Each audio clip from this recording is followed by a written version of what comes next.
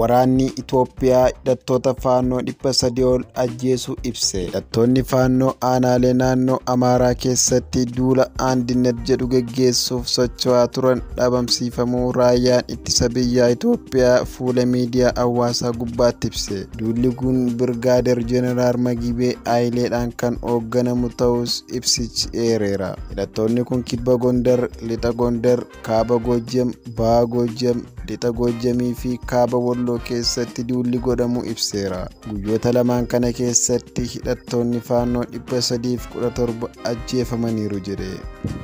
Hidhattoonni 125 ta'an ammoo madoo ta'uu gabaase. Meeshaalee waraanaa to'atamuu fi hidhattoonni booji'amuunis ibsameera.